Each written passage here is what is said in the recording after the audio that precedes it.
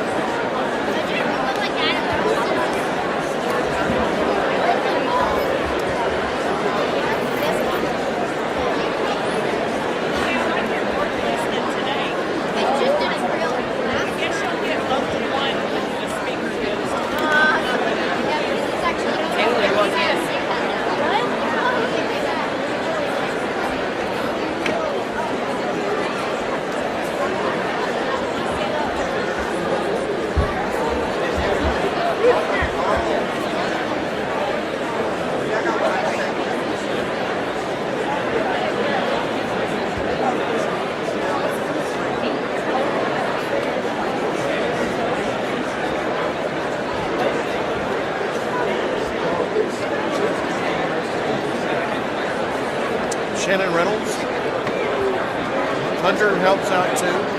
She just took over. She's doing an incredible job.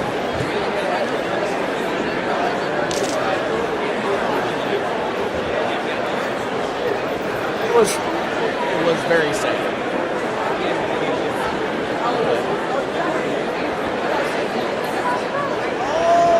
He quit coming. And I love Chris. Certain things hit my office too much. I get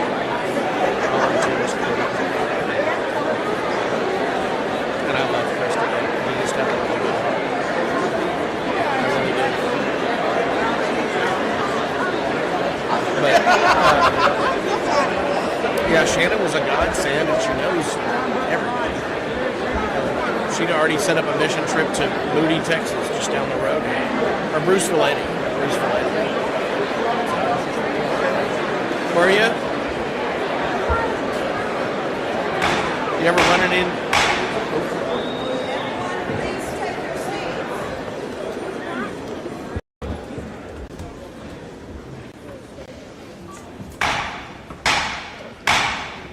In accordance with the Constitution and laws of the state of Texas, I, Jane Nelson, Secretary of State of the state of Texas, call the House of Representatives of the 88th Legislature to order.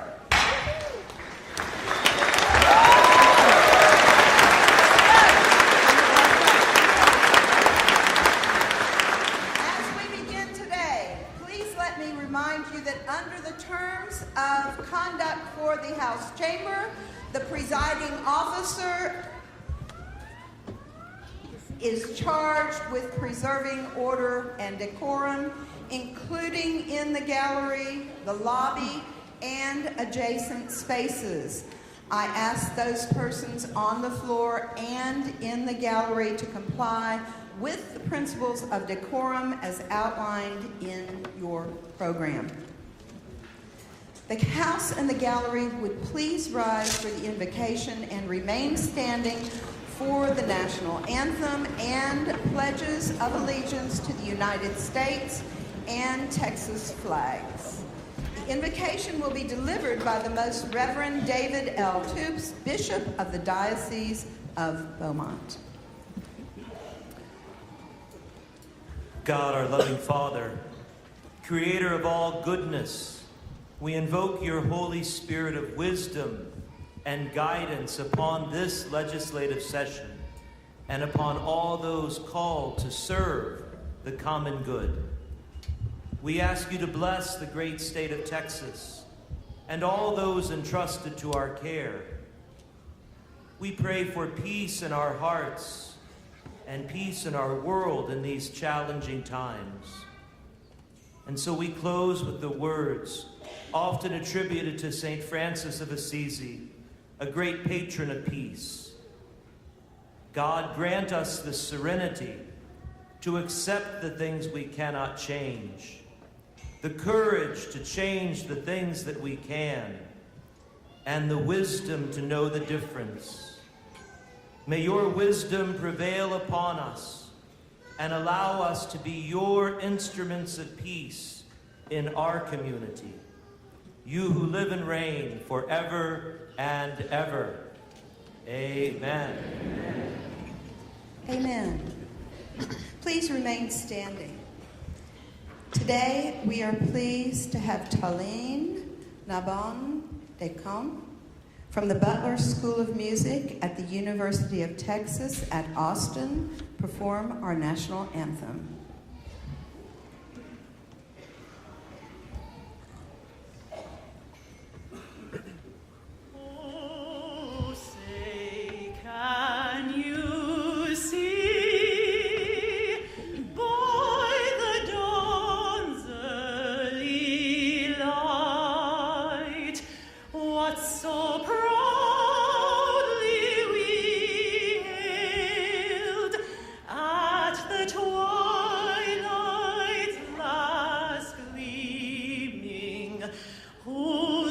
Stripes and bright stars through the perilous fight, o'er the ramparts we watched, were so gallantly streaming, and the rockets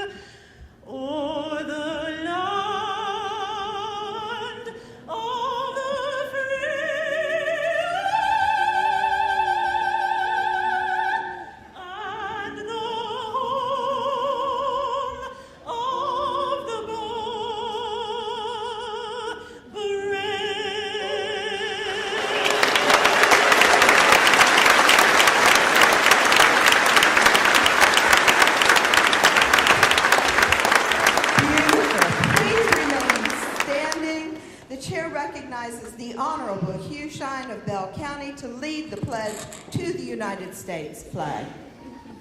Ladies and gentlemen, as we prepare to pledge, remember the red is for the blood that our soldiers, the blue for the wounded, and the white represents the crosses on our soldiers' graves. I pledge allegiance to the flag of the United States of America and to the republic for which it stands, one nation under God, indivisible, with liberty and justice for all. Thank you. The chair recognizes the Honorable Matt Shaheen of Collin County to lead the pledge to the Texas flag. Thank you, Madam Secretary. Members-elect, and our friends in the gallery, please join me as we honor the great state of Texas. Honor the Texas flag. I pledge allegiance to Texas, one state under God, one indivisible.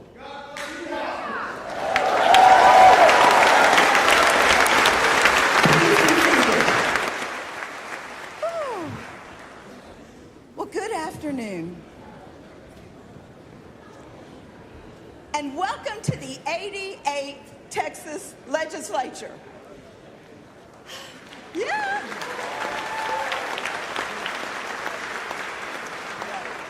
For those of you who don't know me, I served in the chamber over on the east side of the Capitol for 30 years. Now, being here with you today in the House chamber brings back so many memories.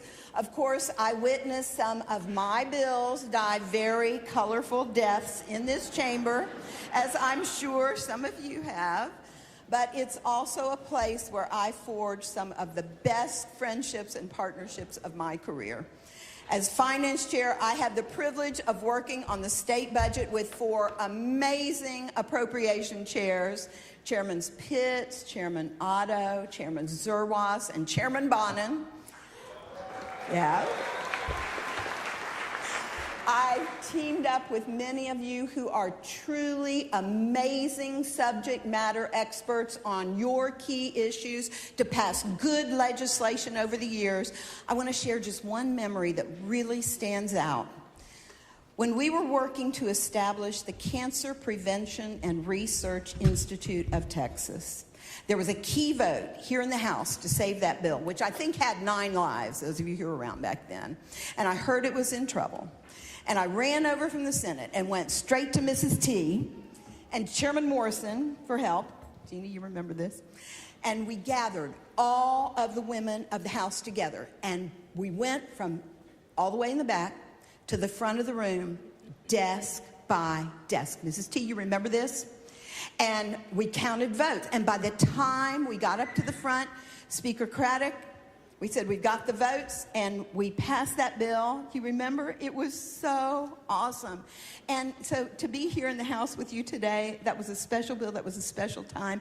And so just, it's special for me to be standing up here with you. I want to extend a warm congratulations to each member of the House and to your families as you begin a new chapter in your service to the Texans you represent.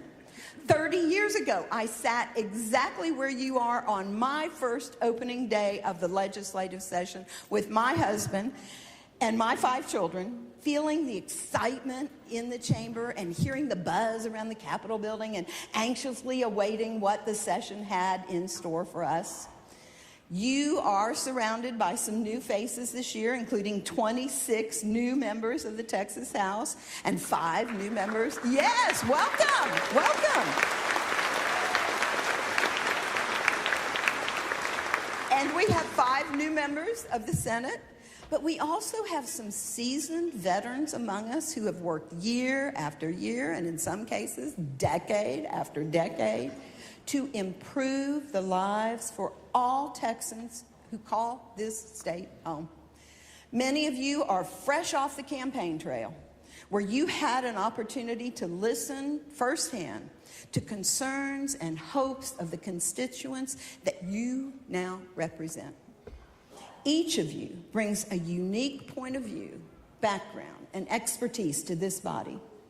We have a legislature comprised of teachers and doctors and police officers and moms and dads and, yes, even lawyers. You come from big cities and small towns and seasides and deserts, but no matter where you come from, we are all Texans. Yes, yes. And we have all come together for the next 140 days to work on behalf of our state. Now, there are going to be difficult moments. That happens every session.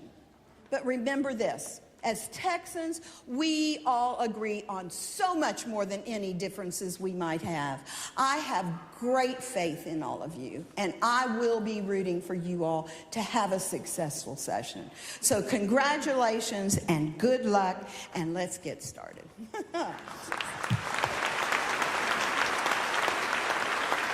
The chair announces the appointment of the following temporary officers and employees of the House of Representatives of the 88th Legislature. The clerk will read the officers.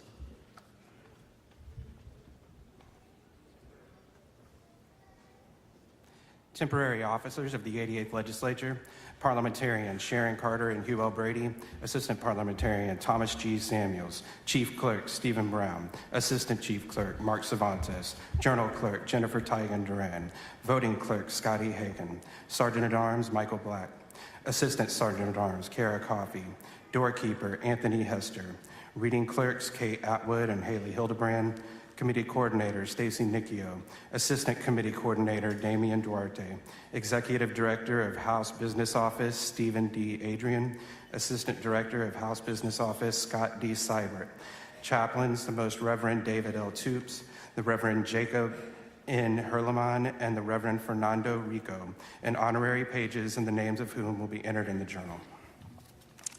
Chief Clerk will call the roll of members-elect of the House of Representatives of the 88th Legislature according to representative districts.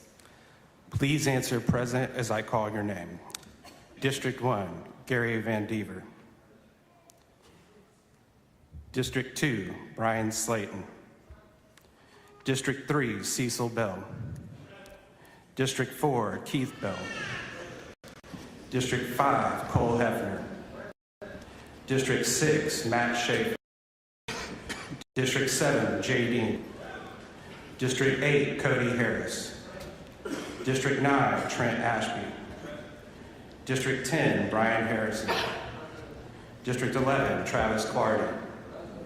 District 11, Kyle Casal. District 13, Angela Orr. District 14, John Raynor. District 15, Steve Toth. District 16, Will Metcalf. District 17, Stan Gerdes. District 18, Ernest Bales. District 19, Ellen Troxcliffe. District 20, Terry M. Wilson. District 21, Dade Feely. District 22, Christian Manuel Hayes. District 23, Cherry Leo Wilson. District 24, Greg Bonham. District 25, Cody Thane Vasu. District 26, JT Jatama. Present. District 27, Ron Reynolds. Present. District 28, Gary Gates. District 29, Ed Thompson. District 30, Jeannie W. Morrison. District 31, Ryan Guillen. District 32, Todd Hunter. District 33, Justin Holland. District 34, Abel Herrera. District 35, Oscar Longoya. District 36, Sergio Munoz Jr. District 37, Janie Lopez. District 38, Erin Elizabeth Gomez. District 39, Armando Mando Martinez. District 40, Terry Canales. District 41, Bobby Guerra. District 42, Richard Pena Reyes. District 43, J.M. Lozano. District 44, John Kemper. District 45, Aaron Zwiener. District 46, Cheryl Cole. District 47, Vicki Goodwin. District 48, Donna Howard. District 49, Gina Hinojosa. District 50, James Talarico. District 51, Maria Luisa Lulu Flores. District 52, Caroline Harris. District 53, Andrew S. Murr. District 54, Brad Buckley. District 55, Hugh D. Shine. District 56, Charles Doc Anderson. District 57, Richard Hayes. District 58, Dwayne Burns. District 59, Shelby Slauson. District 60, Glenn Rogers. Present. District 61, Frederick Frazier. District 62, Reggie Smith. District 63, Ben Bumgarner. District 64, Lynn Stuckey. District 65, Kronda Timish. District 66, Matt Shaheen. District 67, Jeff Leach. District 68, David Spiller. District 69, James B. Frank.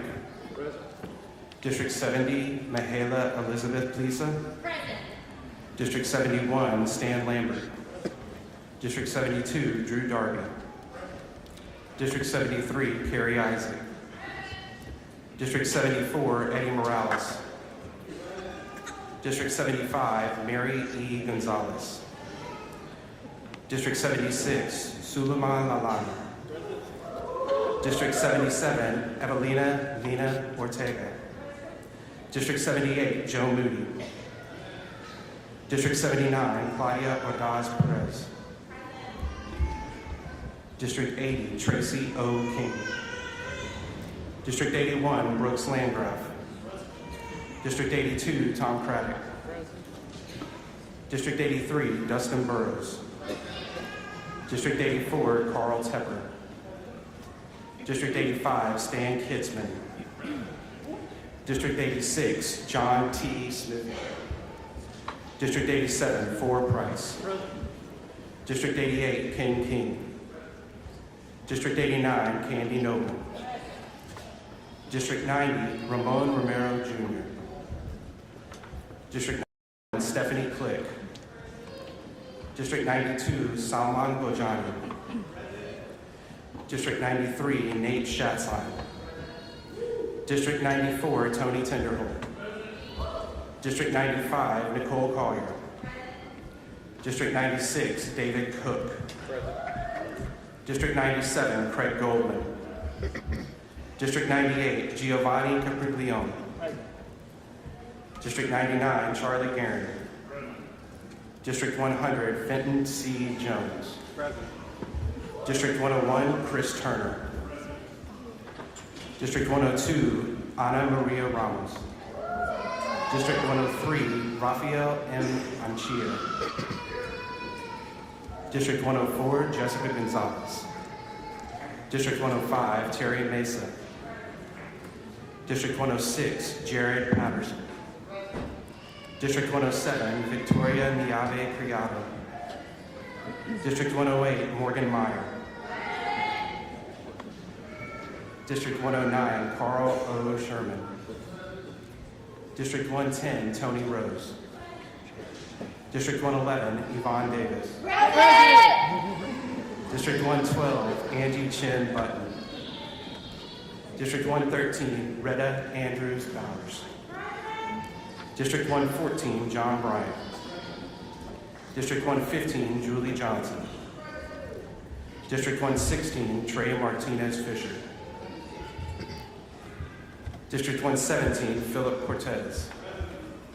District 118, John Lujan. District 119, Elizabeth Liz Campos. District 120, Barbara Gervin Hawkins. District 121, Steve Allison. District 122, Mark DeRazio. District 123, Diego Bernal.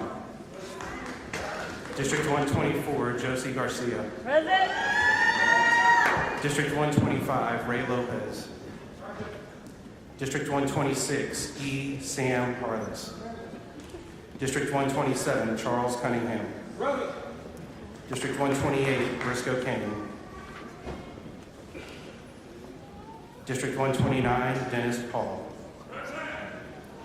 District 130, Tom Oliverson. District 131, Alma A. Allen. District 132, Mike Schofield. District 133, Mano de Ayala. District 134, Ann Johnson. District 135, John Rosenthal. District 136, John H. Boosie III. District 137, Jean Wu. District 138, Lacey Holt. Present. District 139, Jarvis D. Johnson. District 140, Armando Lucio Wallet. District 141, Sinfronia Thompson. District 142, Harold V. Dutton Jr. District 143, Ana Hernandez. District 144, Mary Ann Perez. District 145, Christina Morales. District 146, Sean Nicole Theory. District 147, Yolanda Jones. District 148, Penny Morales Shaw. District 149, Hubert Vogt. District 150, Valerie Swanson.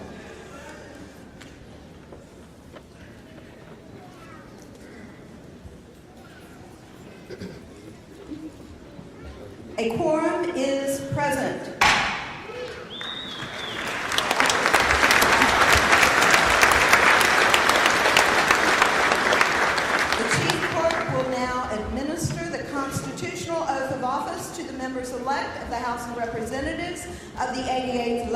Legislature. All members-elect will please rise.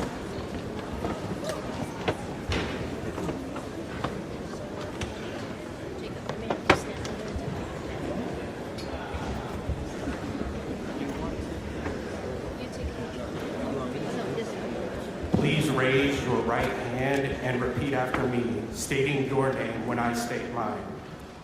I, Stephen Brown, do solemnly swear that I will faithfully execute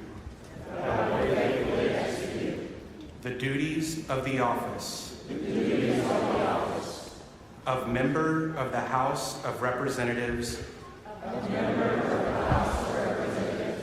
of the 88th Legislature of the State of Texas. And will, to the best of my ability, preserve, protect, and defend the Constitution and laws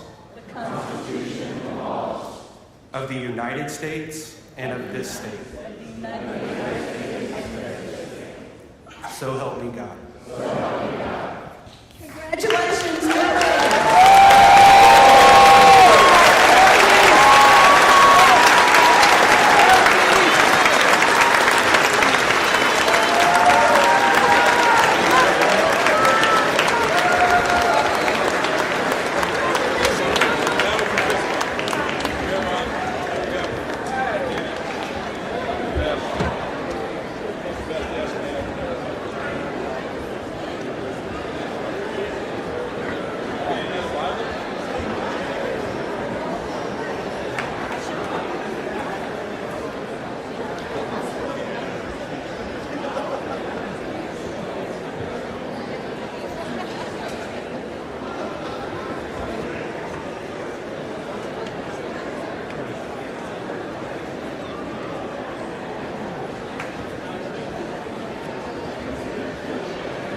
members.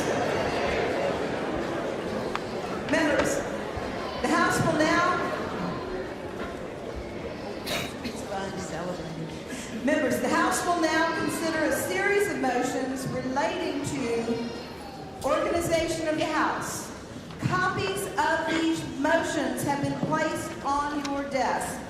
The following motion in writing, the clerk will read the motion.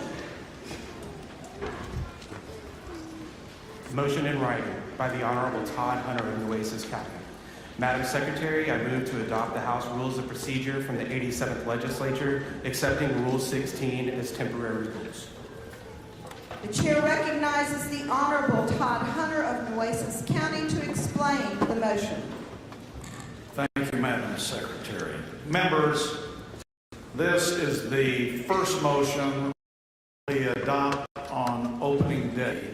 And what we're doing is we use the prior session's rules as temporary rules. The only difference is that we are excluding Rule 16, which was known as the pandemic rule. Madam Secretary, I move adoption. The question occurs on the adoption of the motion. Is there any objection? Chair hears none, and the motion is adopted.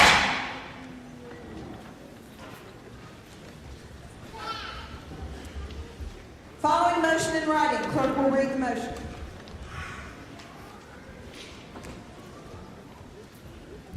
Motion in writing by the Honorable Will Metcalf of Montgomery County.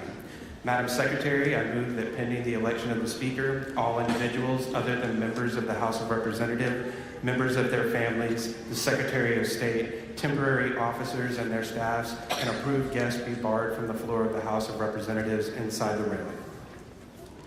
Chair recognizes the Honorable Will Metcalf of Montgomery County to explain the motion. Thank you, Madam Secretary. Members, this same motion we adopt every opening day of every session to allow our family and guests on the floor. Madam Secretary, I move adoption. Question occurs on the adoption of the motion. Is there any objection? Chair hears none, and the motion is adopted.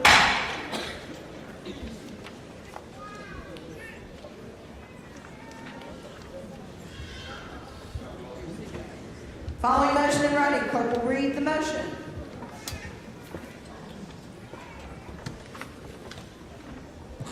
Motion in writing by the Honorable Todd Hunter of Nueces County and the Honorable Armando Wale of Harris County.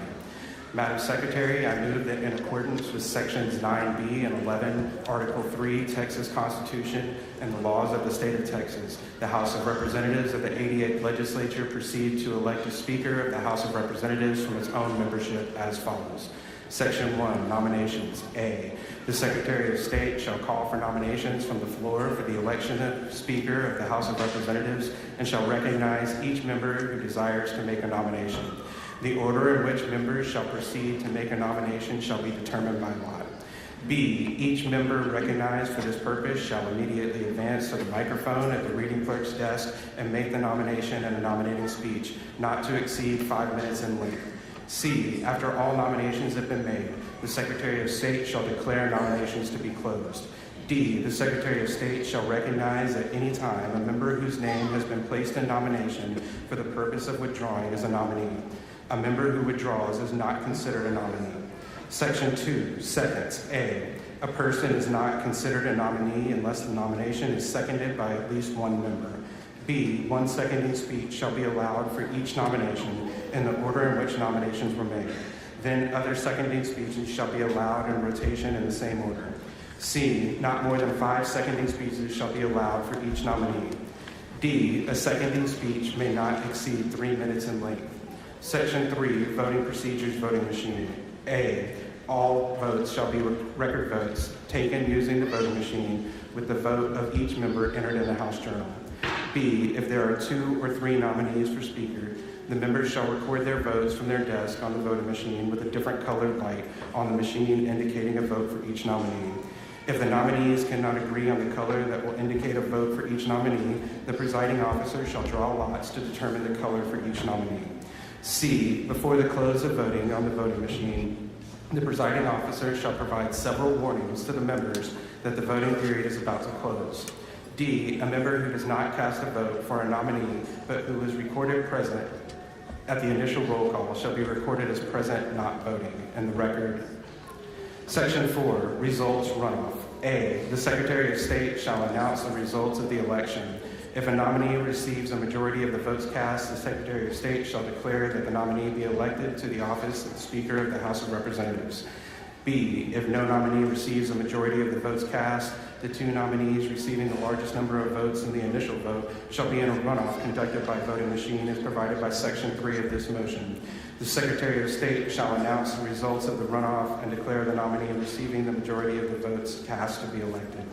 Section 5, Oath. A, after the election, the Secretary of State shall 1, appoint a committee of members to escort the Speaker-elect to the Speaker's rostrum for the purpose of taking the constitutional oath of office by the Speaker-elect, and 2, direct the administration of the oath of office to the Speaker-elect. B, the Speaker shall take the chair immediately after taking the oath of office. Chair recognizes the Honorable Todd Hunter of Nueces County and the Honorable Armando Wale of Harris County to explain the motion. Thank you, Madam Secretary and members, and especially for the new members.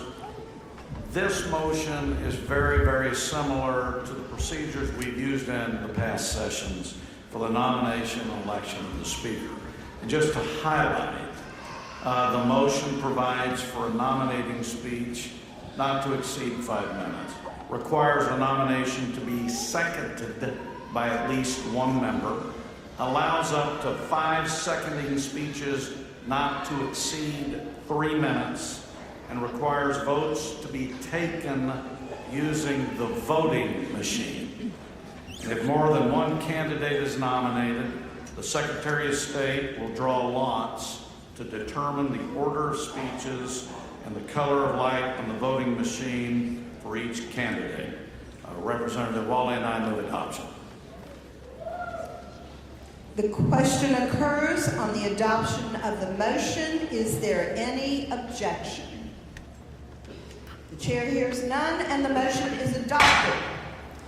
The next order of business is the election of the Speaker of the House of Representatives. Nominations are now in order. Will any member who desires to make a nomination please come forward at this time?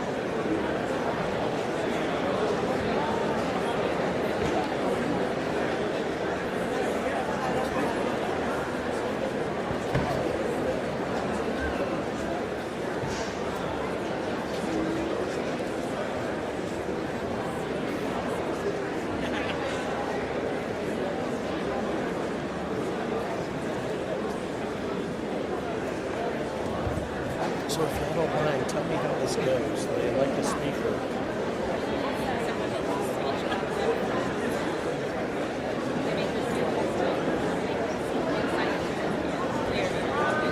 Let's just go over there.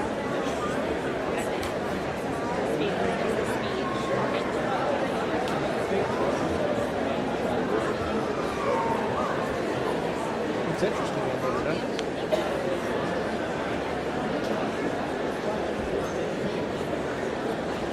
How long have you been at JTS?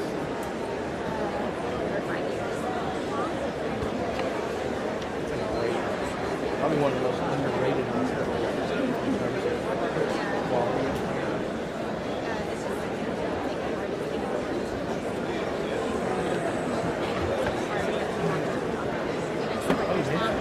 Yeah. The demand is.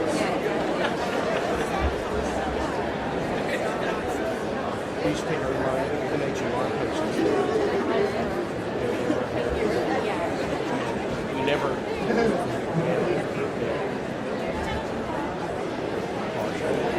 So on the after-action, it's justified. I would say, and they never check. I would say things like road work, prohibition, which means you're trying to get them out of the car. I always have road work. So five people take all for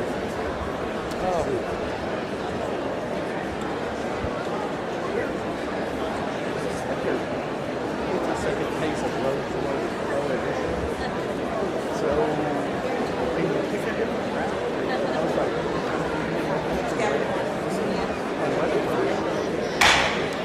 yeah, I always do it.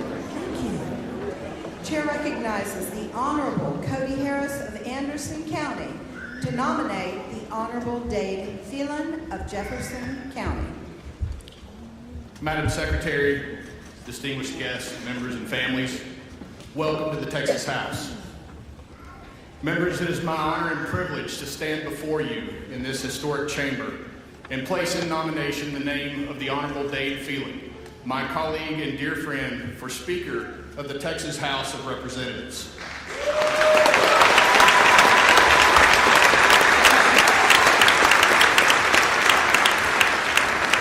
Texans have bestowed on us, as members of this distinguished body, the tremendous responsibility of being their voice in state government for the next 140 days. And what a huge responsibility that is. One of the first and most important tasks we have before us is selecting a speaker to lead us. One who will do so with integrity, honesty, and a steady hand. These are all qualities we've seen demonstrated by Speaker Phelan, not only in the good times, but also in those that have been especially challenging. Much has changed since we last gathered here 2 years ago. Our state's population has grown to over 30 million people, with more moving here every day. But this blessing brings with it serious challenges, like updating and expanding our roadways, providing water security, and ensuring a fair and predictable regulatory climate that continues to attract new industry and jobs for our constituents. We're also faced with a bleeding and broken border where we must find the balance between compassion and respecting the rule of law, because Washington refuses to do so. Over the last week,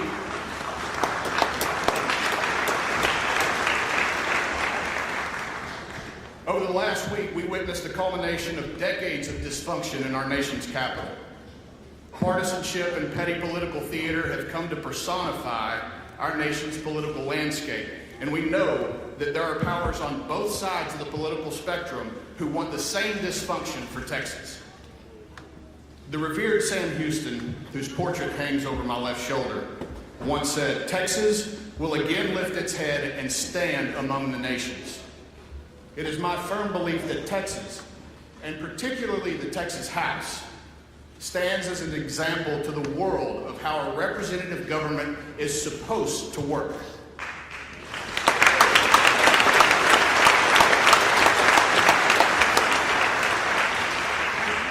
The best way for us to prevent our chamber from going down the dark and broken path of Washington, D.C., is to elect a leader who recognizes that this House and its future are far better served when we elevate members based on their knowledge, experience, and skills, rather than basing every single decision on the party abbreviations following someone's name.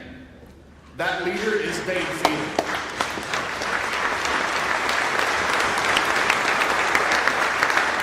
Dave Phelan has shown that passing legislation that reflects the will of the majority and operating the chamber in a fair manner are not mutually exclusive. You can and should do both. Leadership is participative, not directive. It is a partnership, not a dictatorship. We need a leader who will encourage the members of this body to vote their districts, offer everyone an equal seat at the table, even as calls to silence those who disagree with us grow louder.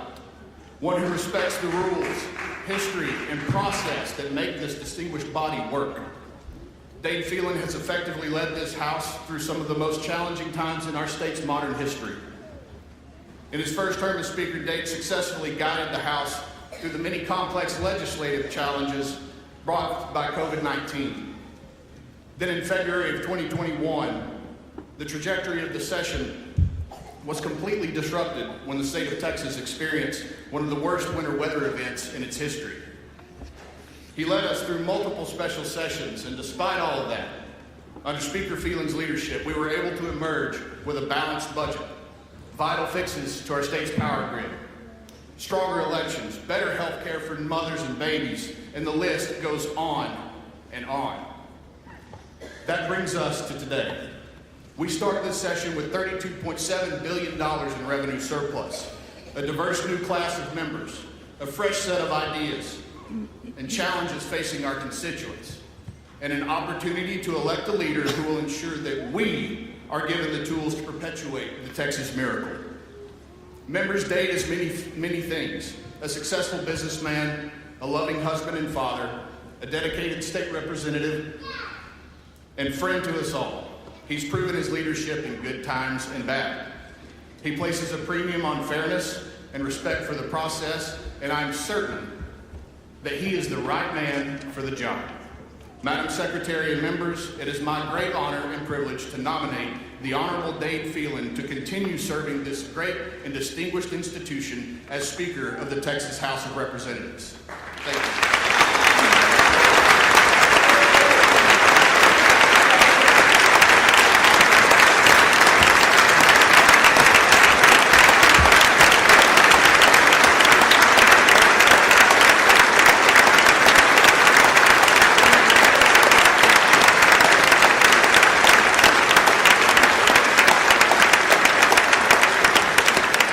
The chair recognizes the Honorable Brian Slayton of Hunt County to nominate the Honorable Tony Tinderholt of Tarrant County.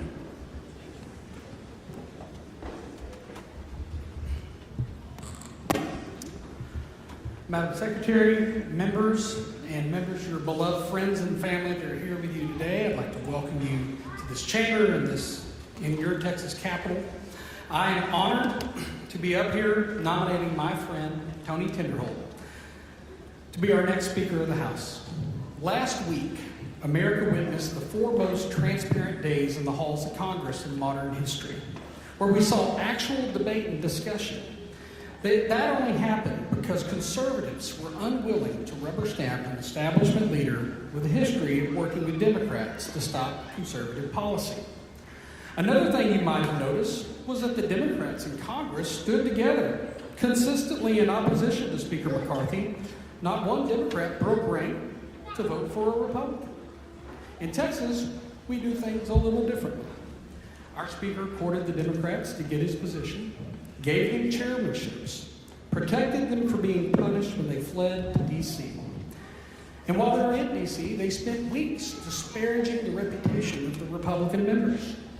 And today, every single one of our Democrat colleagues will be voting for his leadership in this chamber. Some will claim this is good bipartisanship, but it's actually just a powerful consolation prize for losing elections. We have passed some good Republican bills over the last several years. When we pass conservative legislation, I'm told things like, we need to take a little break. This House isn't going to stay together. To my Democrat colleagues, I'd like to commend you. You're brilliant. You've created an environment where Republicans believe we can only get a few wins each session. We spend most of our time reflecting on the joy of our few wins instead of the cost of our failures. Did we end most abortions in Texas? Yes. Did we finally pass partial constitutional carry? Yes. But there are other things we must consider. Can children be forced by their parents to go through barbaric gender reassignment surgeries and procedures? Yes. Can children be forced did many of the constituents, your constituents, property tax bills go up? Absolutely they did. Are young children being sexualized in public schools or at drag shows? Yes, they are. Are millions of illegals flooding across our state's open border? Yes, they are.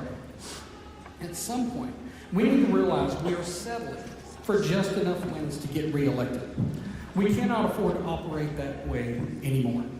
It is time for Republicans to take the lead, to actually implement the conservative policies that the people are demanding. We have a lot to do, and the 8 GOP legislative priorities are only the bare minimum that we have to accomplish this session. The answer is clear, and I'm grateful that Representative Tinderholt has given us a chance to change the way this chamber operates. Each one of you worked hard to get here with the support of the people of your district. And for the new members, the moment you start letting other representatives here make you vote the way that they want, you've handed away the power that the people in your district gave you, and to you alone. Thank you, and God bless.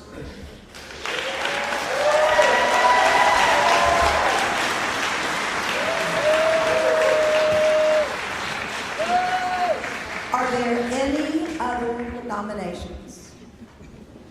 Hearing none, nominations are closed.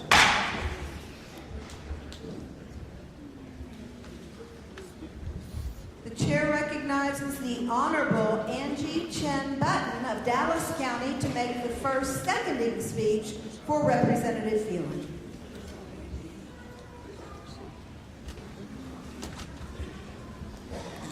Thank you, Madam Secretary, and congratulations. My dear colleagues, most of us arrived here today knowing how to juggle. We try to balance our personal lives and careers with the added responsibility of serving the diverse needs of our constituents.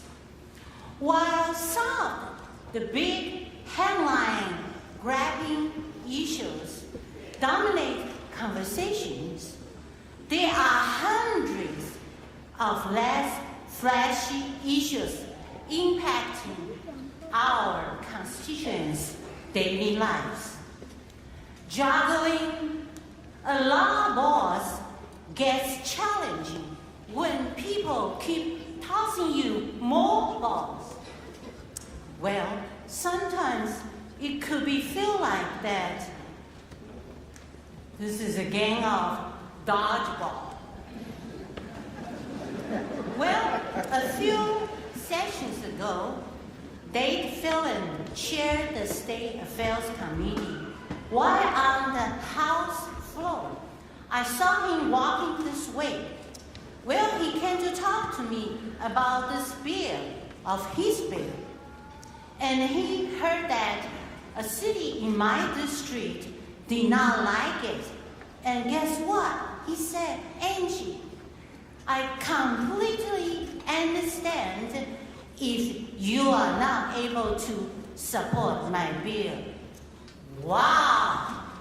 A powerful chairman said that to me. Well, no pushy sales pitch, just assuring me to use my best judgment to serve my district with all my heart. Since then, Chairman Phelan has become Speaker Phelan, and he has presided over this body with that same respect for the office we all hope. A leader is someone who does the right thing, not because somebody's watching him or paying attention, but because this is the right thing to do. Leaders bring people together and look for solutions. They provide guidance and inspiration to those around them. Leaders empower others. Great leaders are respected because they respect others. How about that? Dave Phelan is their leader. I am so proud to second the nomination of Dave Phelan as our House Speaker. And God bless Texas. God bless this House.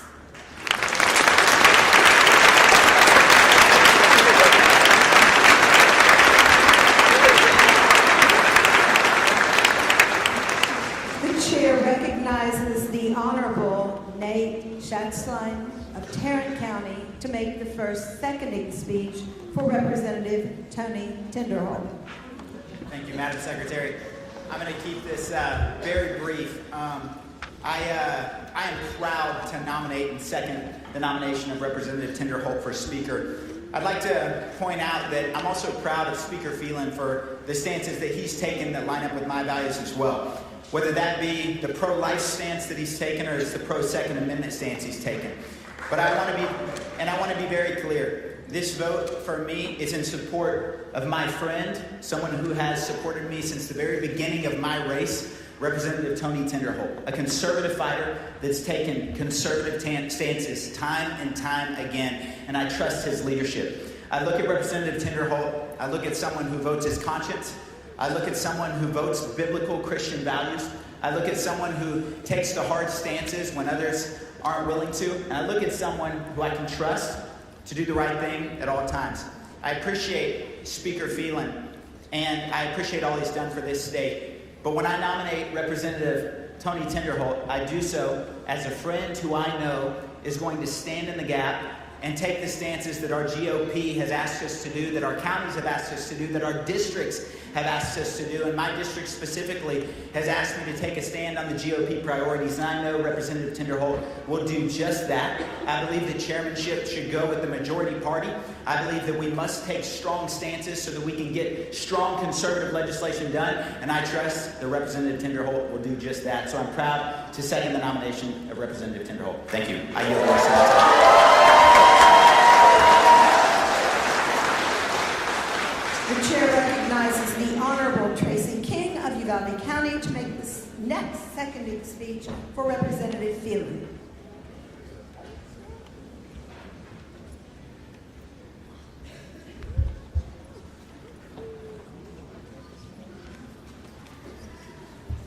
Good afternoon, Madam Secretary, members of the House, family and guests. It's indeed an honor and a privilege to be with you here today. And I got to tell you that I've heard a lot of seconding speeches in my career, and I always wonder, where do they find these people? And then today I'm standing in front of you, and I'm still wondering, where do they find these people? I've served with 5 speakers, and Dave Phelan gets it. He understands what the job description is. He's been a gubernatorial appointee, a staffer, a member, and a speaker. Ladies and gentlemen, he didn't do that by himself.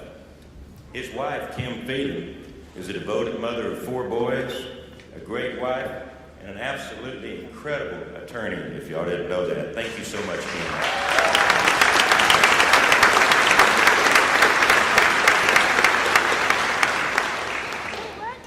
I got to know Speaker Phelan when he served as the Vice Chairman of the House Natural Resources Committee, and I could tell then that he had a good work ethic and he was truly dedicated to the people in the great state of Texas.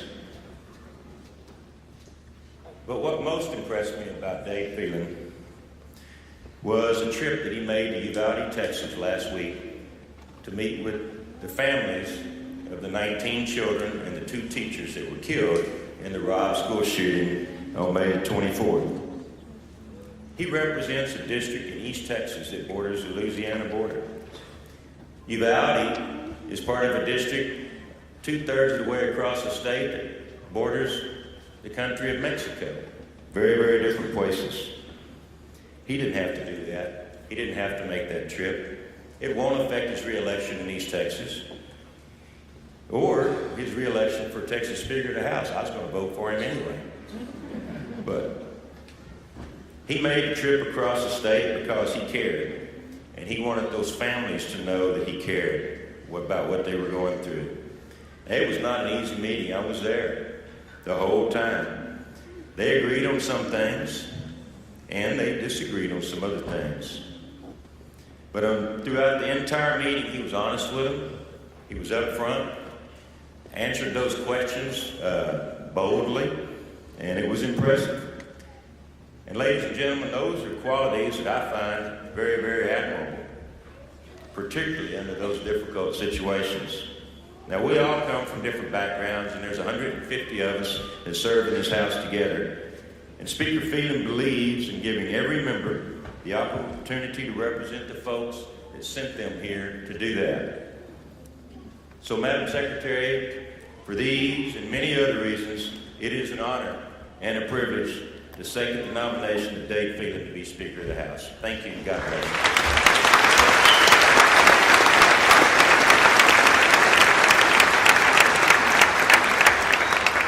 The chair recognizes the Honorable John Lujan of Bexar County to make the next seconding speech for Representative Phelan.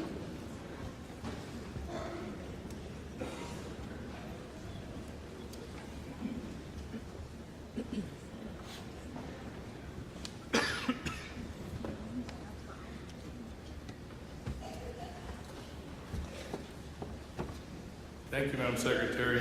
I guess I'm one of those people too. First of all, I want to thank all the members and families for being here, and welcome to the our Texas Capitol, right? I'm just proud to be here for that. I just want to let you know that I would not be here today serving my community were it not for the vision and encouragement of Speaker Phelan. He's a man of strong faith, values, and convictions. He's never afraid of hard work, and above all, he puts Texas first in everything he does. As the Texas House, as members of the Texas House, we're on a big journey together. We will never be in this exact same body of 150 members facing the same exact set of circumstances, debating the same exact issues ever again. We're in a unique time and a unique moment in Texas history. Speaker Phelan, like the rest of us, shares the common goal of wanting to make our state better. And we can only get better when we're debating and discussing some of the most pressing issues that are before us, by giving every member who wants to have a say in the process the opportunity and the encouragement to do so. I'll never forget the first time I met Speaker Phelan. He called me when I was struggling to make a critical decision about serving in the legislature. My phone rang and it was the Speaker. And I said, "Hey, what's up, Speaker?" I was playing around because I didn't know who the Speaker was. And I'm a retired San Antonio firefighter, and that's what we do. We play around with each other a lot, so I thought someone was joking with me. But after a few minutes, when I realized it was actually him, I was so encouraged that a person like this was helping to lead our state. When I got off the phone, I knew I wanted to be a part of the great vision of service, that vision of service that Speaker Phelan had articulated toward me. It's for these reasons and many more that I support Speaker Phelan as our Speaker for the 88th Texas Legislature, and I hope that you will join me in doing so. Thank you, and God bless the great state of Texas.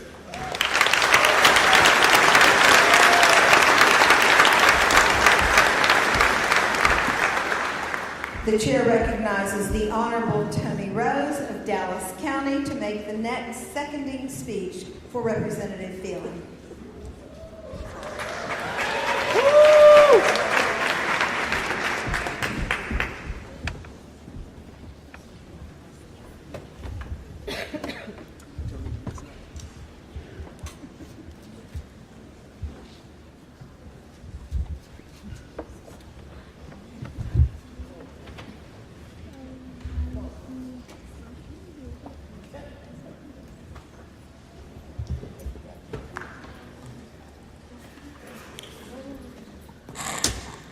Madam Secretary, fellow colleagues, and guests, good afternoon. It is a pleasure to be with you here today. I am so honored today to second the nomination of the Honorable Dave Phelan for Speaker of the Texas House of Representatives. Like me, Dave believes that as members, we can agree to disagree, and there is a path for each of us to vote our principles, do what's best for our districts, and still find time to listen respectfully to one another. One of the greatest examples of our ability to cross partisan lines for the greater good was seen last session when this chamber overwhelmingly voted to support my legislation, House Bill 133, to extend postpartum Medicaid coverage for new mothers from 60 days to 12 months after having a baby.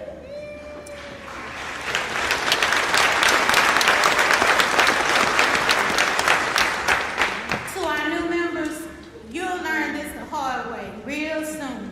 But there's this pesky chamber on the other side that we're forced to do business with.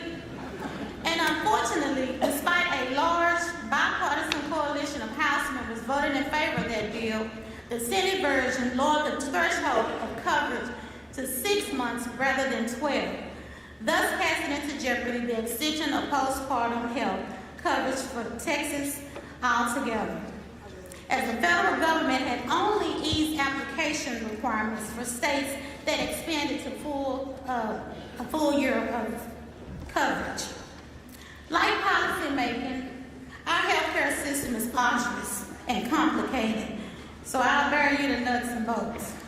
But the short version is, because we ended up passing the Senate version, this bill has not been implemented the way the House intended it to be. Our waiver to obtain federal funds now hangs in balance. And when the public health emergency ends here soon, Texas moms will once again be removed from health coverage when their baby is just a mere 2 months old. We recognize that the fight for 12 months is not yet over, and that is due in no small part to the leadership of Dave Phelan, who has made 12-month extension and the need to better support Texas new moms and children a priority of the 88th legislative session.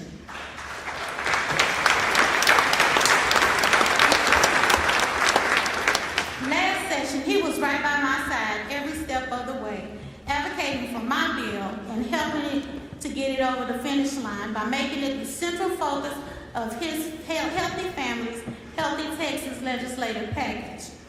And in the year and a half since then, Dave has not been quiet.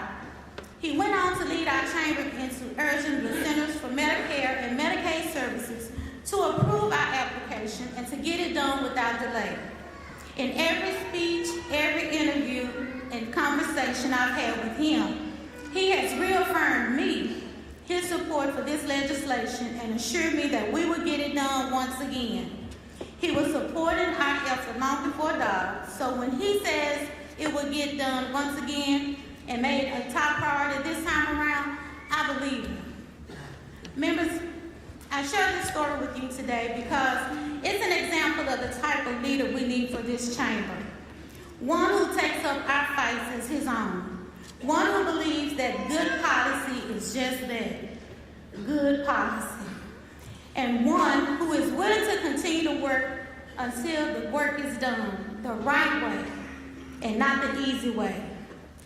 Dave has fought his entire legislative career with the intention of making this building work for everyone, as a staffer, then a representative, and eventually speaker. He recognizes that even though the needs of our districts and constituents may be different, they are still worthy of being heard. So no matter who you are, where you come from, or the reasons you have for being here, Dave believes that members of this House deserve a fair chance to succeed. That is the type of leadership this chamber needs, and that is why I am proud to support my friend. And I'm proud to second the nomination of Dave Phelan for Speaker of the Texas House. Thank you.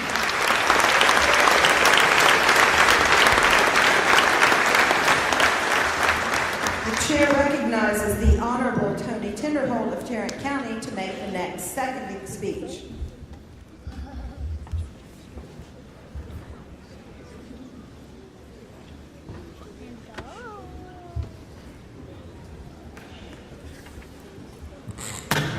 Thank you, ma'am. Members and fellow Texans watching at home and in the gallery. Last session, I voted for our current speaker in hopes that he would change the broken systems that had led to conservative bills dying each session. I even hoped that during the interim, things might get better. Instead, the tone and message to Texans got worse, not better.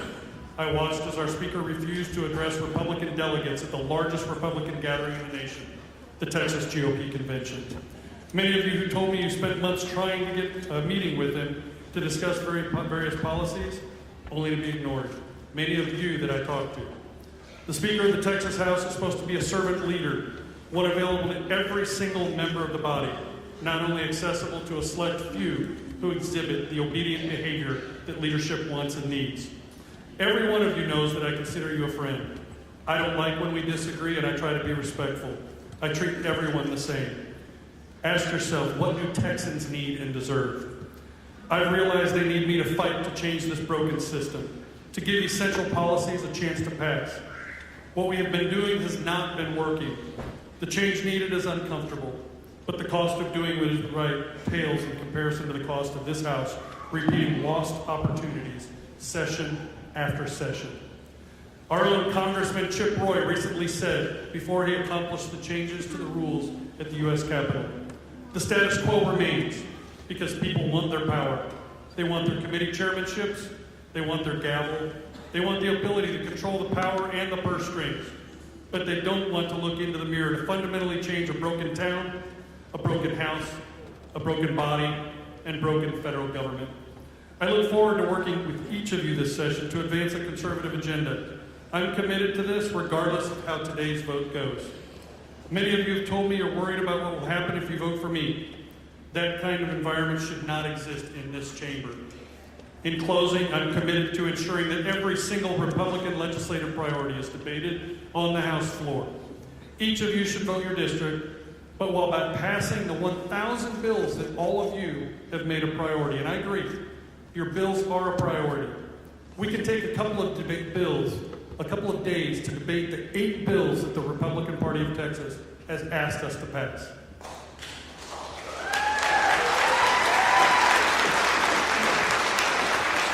I know there are chairmen in this chamber that I'm convinced are conservative. There are members who will vote for day to day who I believe want to pass conservative bills this session. And if last session, or during our special session, or during the interim, our current speaker had shown that he was ready to lead on bold conservative agenda, including the Republican priorities, I would not be running today. I ask that you cherish this session as we fight to make Texas an even better place. I appreciate every single one of you, and I actually appreciate Dave Phelan and his family for his service. God bless you all, and God bless Texas.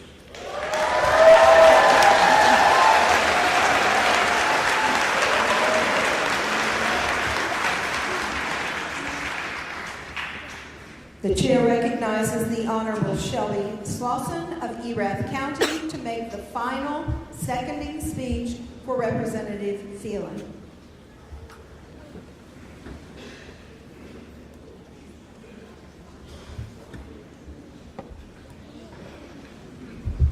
Thank you, Madam Secretary and guests. Members, as we assemble here today, yoked with the great responsibility to lead Texas, I rise to second the nomination of Dave Phelan as our next speaker. 2 years ago, we elected Dave to lead this chamber, to be the arbiter of our self-imposed rules, and an even fair hand on the gavel. And that he has been. Before that vote, I was just a know-nothing freshman. So, not knowing what to expect here, I asked Dave about various priorities and how the House and the speakership works. And he explained, as you've probably heard, the speaker's role in calling balls and strikes as the members create the plays and fight for our bills in here. Dave Phelan, gavel in hand, was a man true to his word. It is a messy job, the business of liberty. Thomas Jefferson once said, "Timid men prefer the calm of despotism to the tempestuous sea of liberty." Well, this Texas House is no respite for timid souls.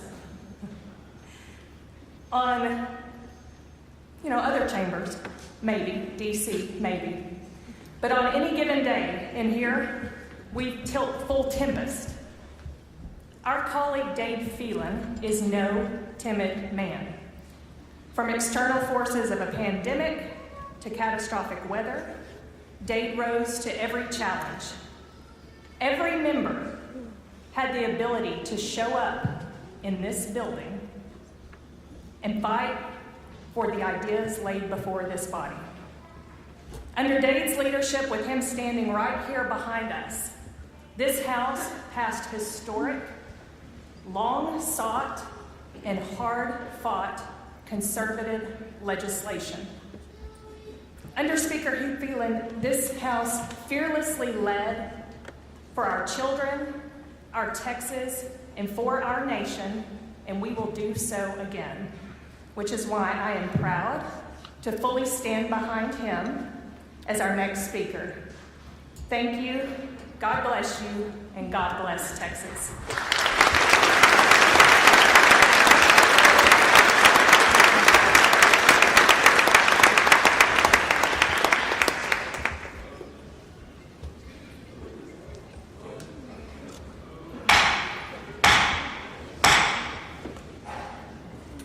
Before we begin the voting process, the chair advises our guests that under the rules of the House, demonstrations or outbursts by visitors in the gallery are strictly prohibited. Members, under the terms of the motion adopted by the House, the vote for the Speaker of the House of Representatives of the 88th Legislature shall be conducted using the voting machine. Be sure the key to your voting machine is in the horizontal position. Pursuant to the motion adopted by the House, the Honorable Dave Phelan of Jefferson County will be represented by the green light, and the Honorable Tony Tinderholt of Tarrant County will be represented by the white light. Members who do not, members who do not cast a vote and were present on the initial roll call will be shown as present, not voting, in the journal.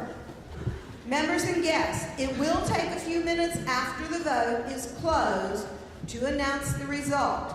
The chair asks that members and guests remain seated and hold their applause until after the chair announces the results of the vote.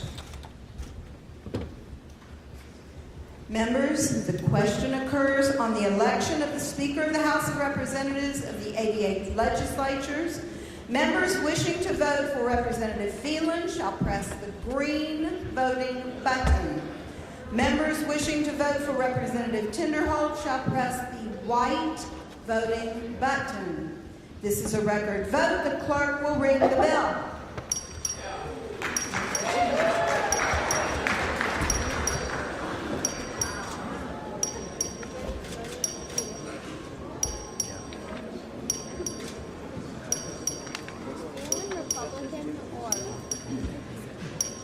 Have all members voted? Have all members voted? Have all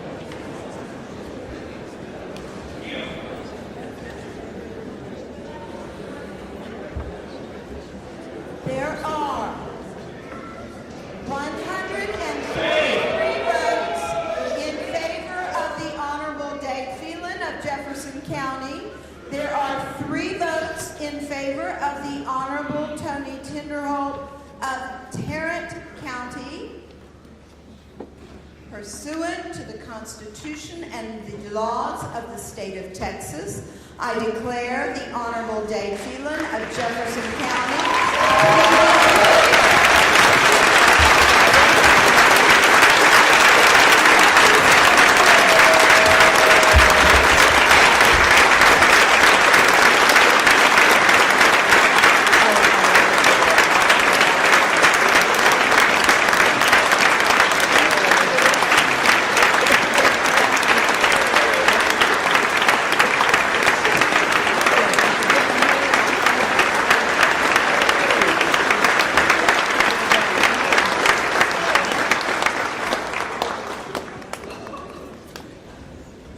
The chair announces the appointment of the following escort committee for the speaker-elect. The clerk will read the committee. Escort Committee for Speaker-elect. Smith, Chair. Campos, Gates, Gervin Hawkins, Hefner, Hernandez, Jaton, Leach, Manuel, Meyer, Oliverson, Patterson. The committee will meet in the back hall to the right of the chamber immediately, please.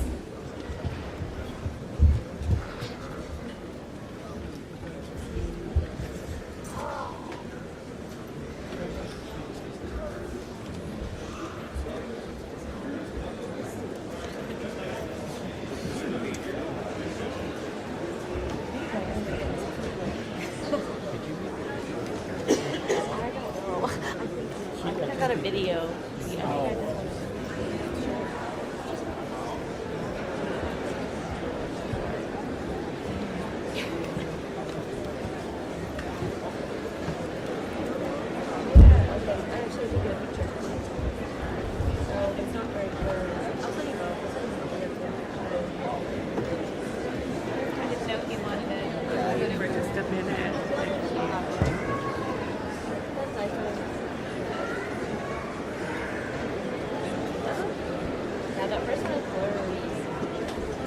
I bet you could isolate now from the video. Yeah.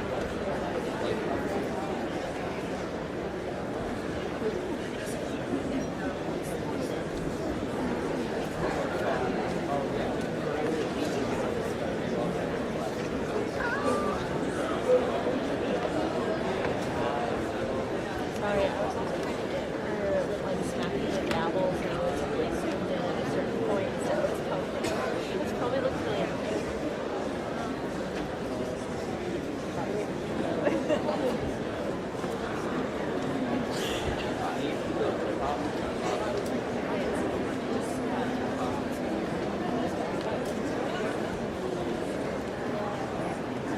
So after the election of the speaker, how does this work? Are you done? Are you adjourned?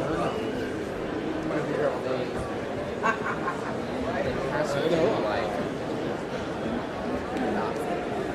the real symbolic things.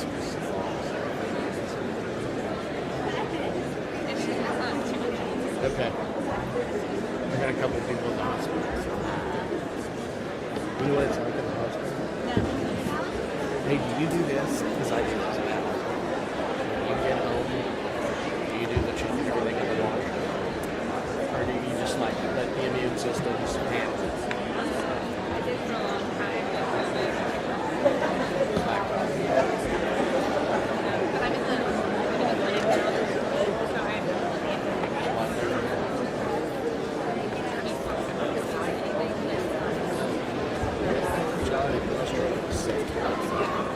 I had a great doctor. I remember thinking, oh, he's allergic to these infections. He goes, I was everything for about 8 months, and then finally, I was just around him. Because I buried a lot of them. They would be I would go and test them. Like, I just could not, never got it.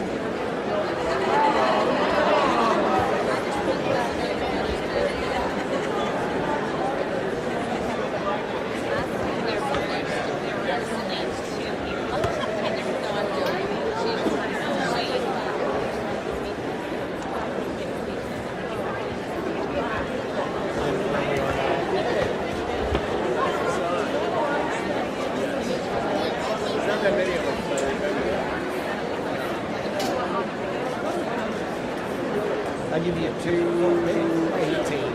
Make it 3. Starting at big.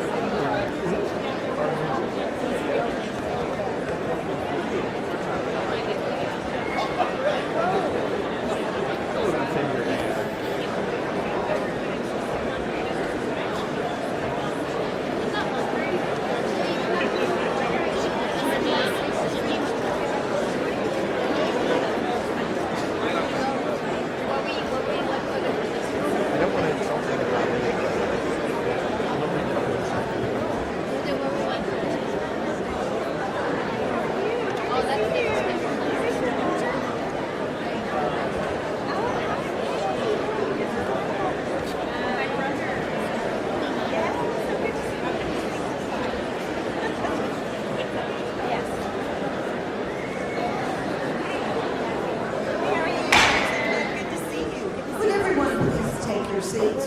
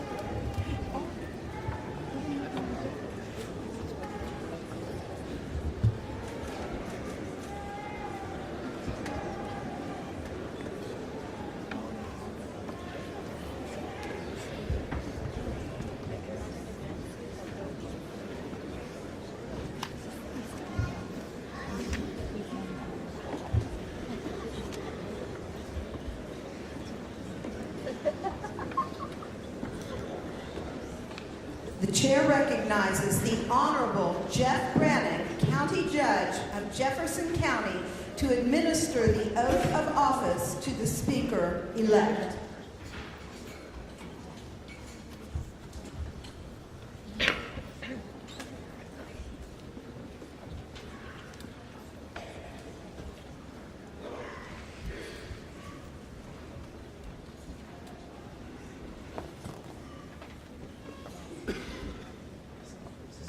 Mr. Speaker-elect, will you and your family please come forward?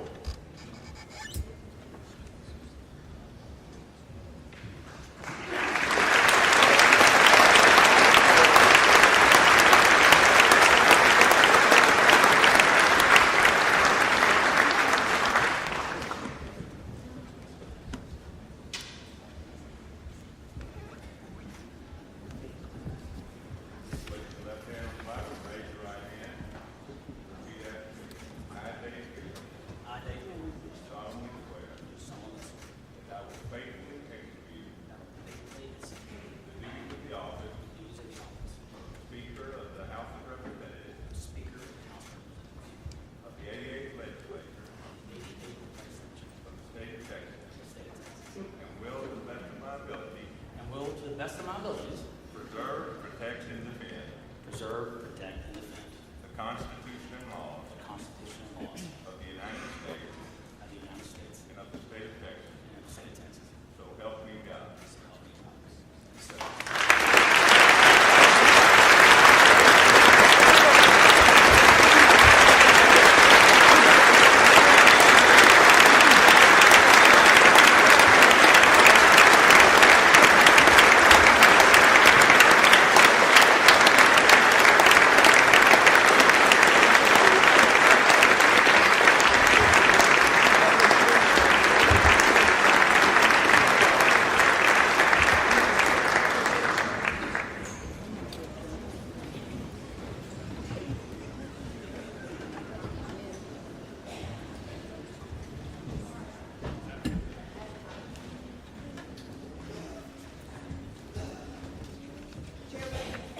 The chair recognizes the Honorable Morgan Meyer of Dallas County for the introduction of the Speaker's family.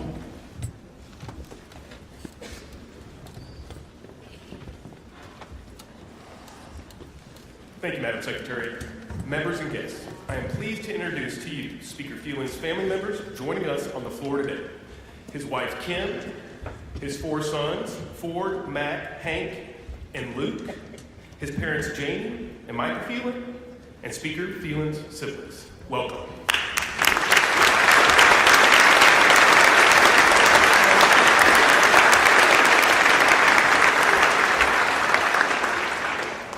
And now, fellow members and honored guests, it is my privilege to introduce to you the Speaker of the House of Representatives of the 88th Legislature, the Honorable Dave Phelan of Jefferson County.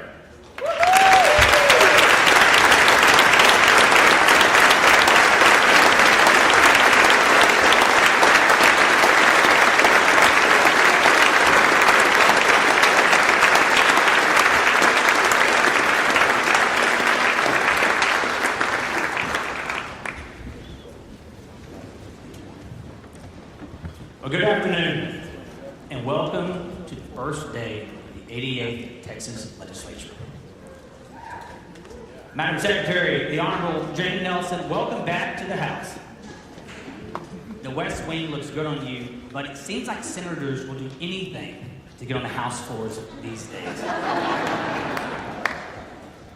Thank you for being here to oversee today's proceedings as the first Texan in history to preside over an opening day ceremony in both the House and the Senate. Congratulations.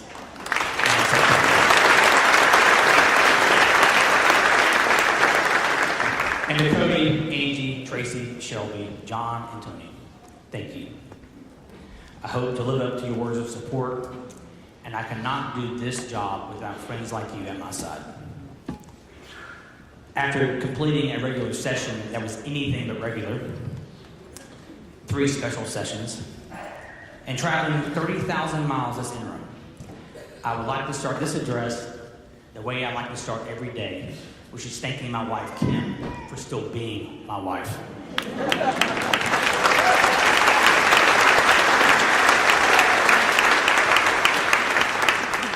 In addition to being an amazing wife, she's a loving mother to our 4 boys, an accomplished attorney, an advocate for juvenile justice reform, a leader on mental health awareness and education. I could go on for days, but what I cannot do is this job without your constant support. Thank you.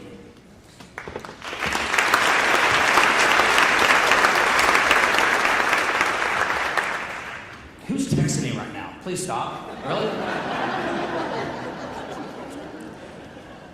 I'd also like to thank my 4 sons, Ford, Mac, Hank, and Luke. Thank you, boys.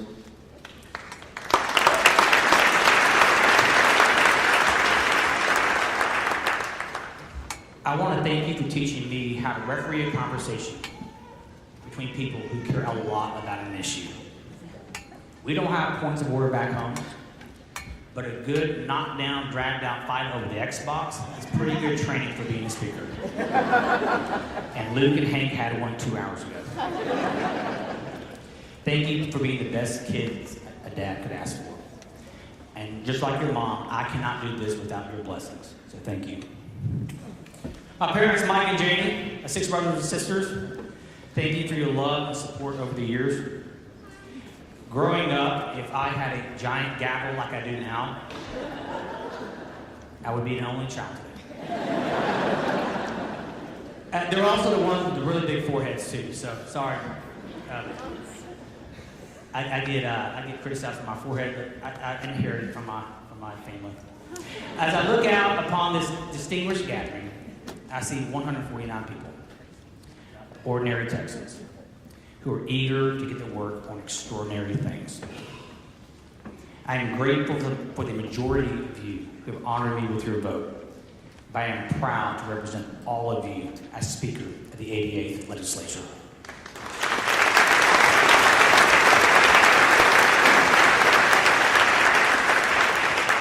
I also see your beautiful families, friends, and supporters.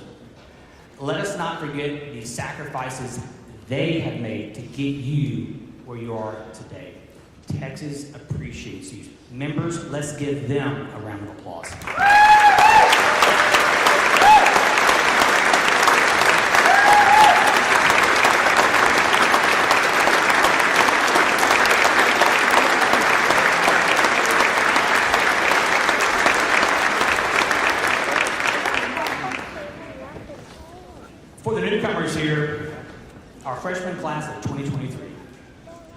congratulations. Words of caution. Please do not confuse this body with the one in Washington, D.C.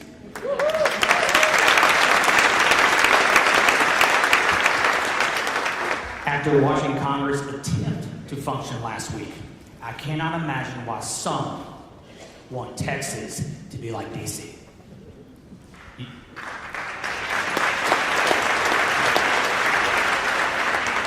New members, you now are in the Texas House of Representatives, part of the historic assembly.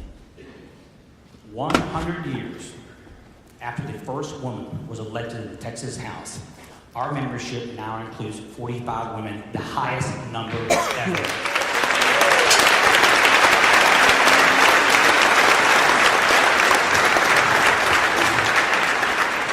And all of us represent 150 unique populations from the cities, the suburbs, and the countryside.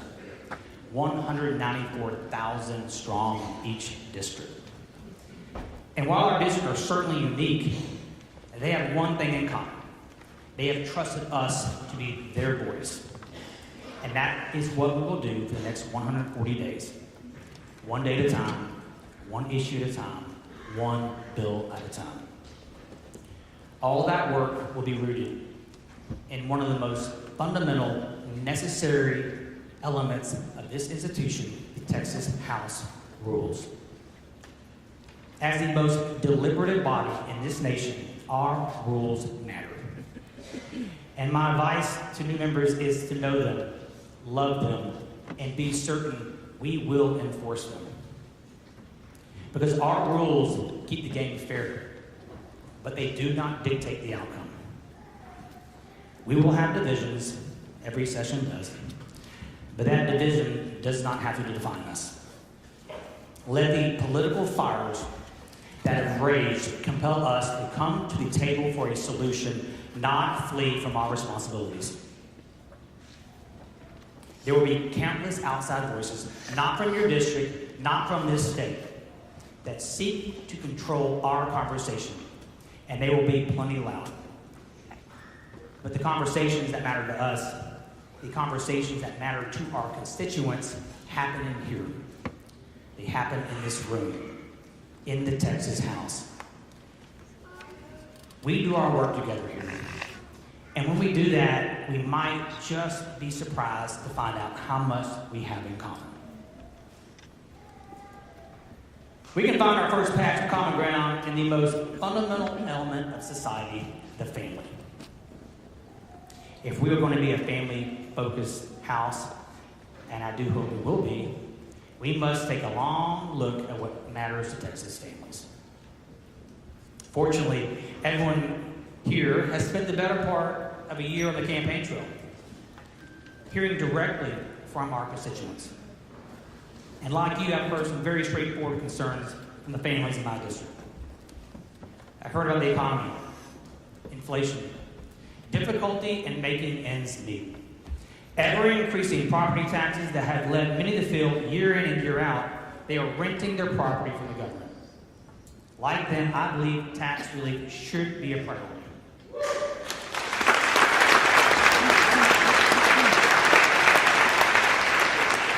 But time and time again, we have seen the legislature provide some form of property tax relief. But to make it lasting, we must do something about runaway appraisals because taxpayers deserve better.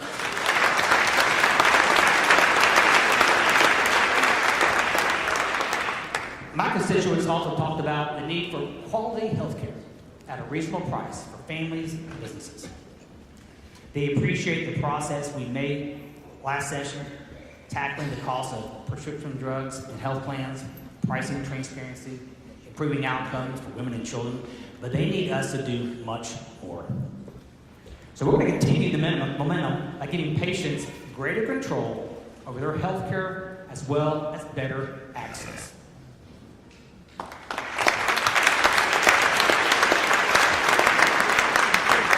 In my travels, I also heard about Texas' desire for safe streets. During the 87th, we reset a national conversation on criminal justice. We showed it's possible to improve public safety while defending the rights of the accused and offering second chances when deserved. We led the nation in decreasing incarceration rates, reducing recidivism, and facilitating reentry. We are proving you can be tough on violent criminals while also making the criminal justice system work better for non-violent offenders. And that is what we will continue to do.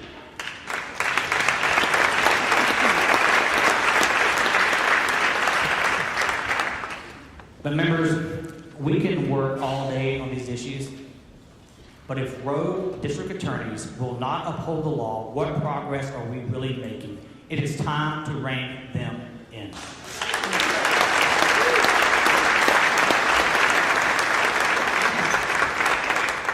Our constituents also want roads that can move them in a timely manner, from their home to their job, to their child's school, to their place of worship.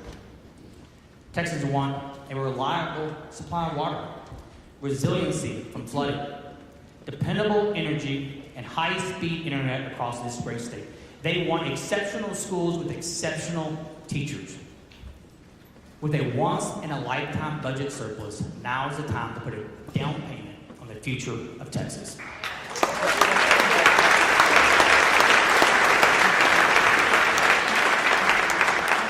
To make this down payment even more critical, over 1,000 people move to Texas every single day. They do not bring these investments with them, members. We all serve different regions, but we recognize these as common obligations. But members, perhaps we have no greater task ahead of us than protecting those who are carrying on what we have started, the children of Texas. I created the Select Committee on Youth, Health, and Safety last session to examine the issues facing our children. The threats to their safety are all too real. Child trafficking, violence in schools, bad actors seeking to exploit their innocence, and social media companies that prey on the insecurities of children, leaving them vulnerable to exploitation, sexualization, and indoctrination. Members, we must stand up for the children of Texas.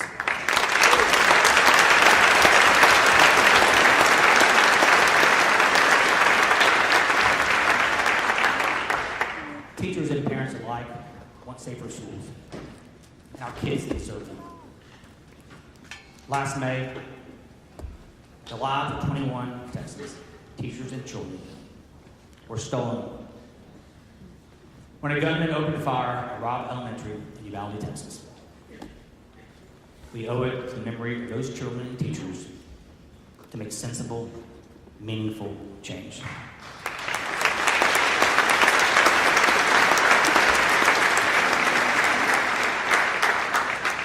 I want to thank the families of Uvalde for inviting me to meet with them just last week.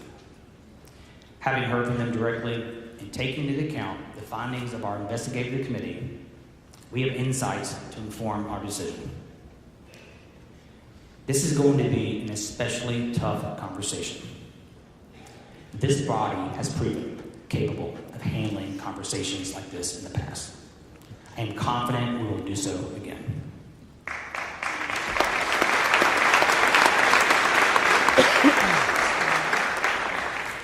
As we work to make Texas a better place to raise a family, we must also acknowledge there's true suffering in society. And we have to make those things better, those families, in those toughest situations.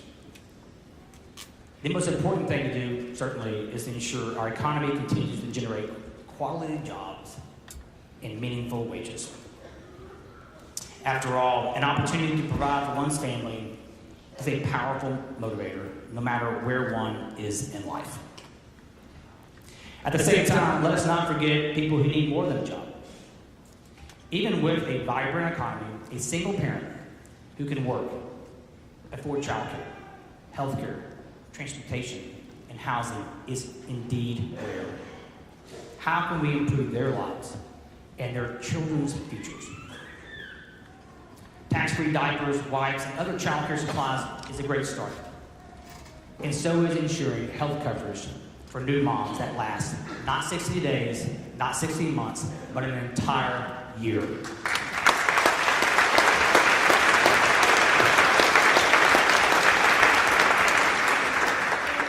Tony Rose stood up. Starting today, I represent Jasper County. Last week, I read a story about the local county hospital joining the 60% of rural Texas hospitals that no longer deliver babies. Mothers in rural areas now face hour-long drives for basic services. We should not leave this session without a firm commitment to reversing this trend. Because in my dictionary, the definition of pro-life includes ensuring access to affordable health care for all, especially Texas mothers and their babies.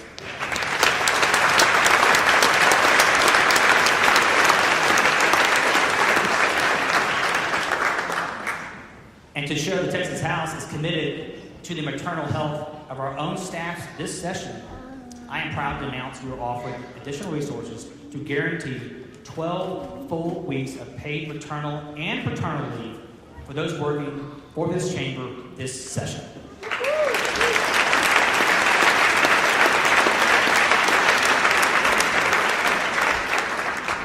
Members, all names may be on the door, but the men and women who serve in our capital and our district offices are the ones who do the heavy lifting.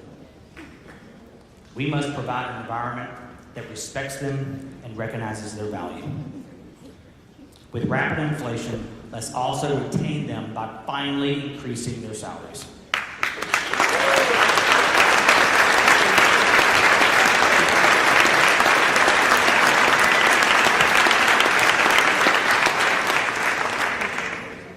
Show Mr. Schaefer voting aye. Making things better for all Texas families is how we deliver on the limitless potential for our state in every area, from gainful employment to public safety. That includes border security, which is certainly in the minds of our members, but especially those who represent border communities. We can all agree that our border towns have been bearing the brunt of Washington's failed immigration policies, some going as far as they claim themselves to be in a state of disaster. It is a legal and humanitarian crisis. Every budget I voted for has poured millions, now billions of dollars into the gap between federal policies and the realities on the ground. As stewards of every budget dollar, we must ensure our strategy not only fits realities on the ground, but is truly, measurably effective. We must also acknowledge the additional threats posed by a porous border. More than 1,600 Texans died from fentanyl overdoses in 2021. That is 1,600 too many. Before Texas families get that heartbreaking call, members, we must stop the cartels in their tracks, and we will. Members, though we face many challenges this session, there will be even more opportunities. The work is hard, but it is worthwhile. The work is demanding, but it is noble. The work is necessary, and because we have the privilege of doing it for the people of Texas, I know we will get it done together. It is a privilege to serve as a member of this distinguished body, and I'm once again humbled by the opportunity to be your speaker. Thank you for this enormous honor. Thank you for serving this great state. God bless you all, and God bless Texas.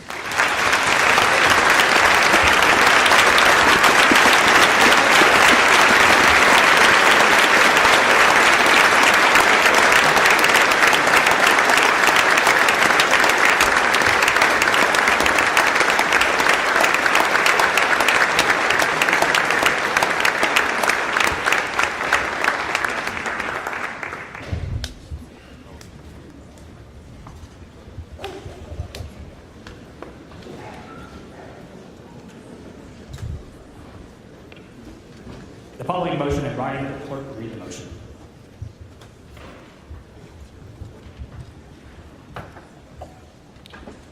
Motion in writing by the Honorable Will Metcalf of Montgomery County. Mr. Speaker, I move to authorize the Speaker to appoint 2 committees of 5 members each, 1 to notify the Senate and 1 to notify the Governor that the House is organized and prepared to transact business. The question occurs on adoption of the motion. Is there any objection? Chair hears none. Motion adopted.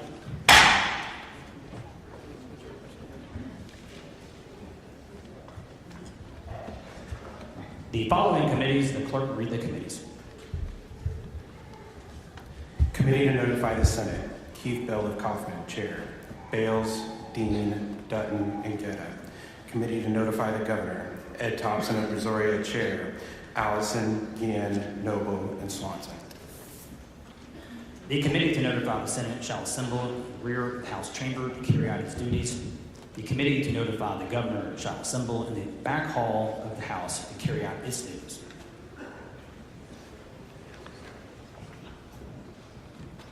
The House will stand at these pending the arrival of the Governor.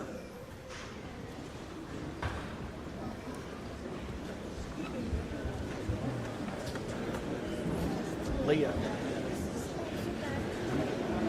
Your dad's Bible. Get that Bible.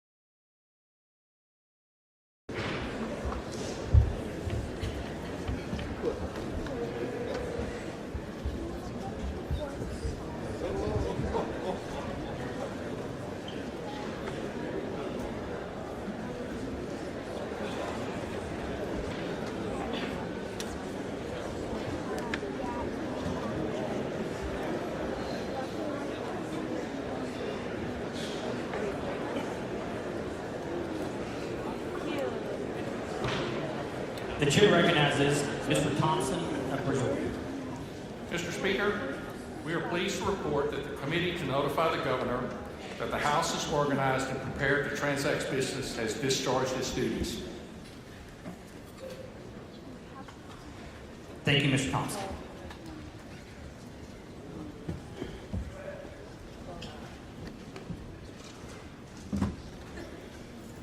Mr. Bell, for what purpose? Mr. Speaker, we are pleased to report that the committee to notify the Senate that the House is organized and prepared to transact business has discharged its duties. Good work. Thank you. Thank you.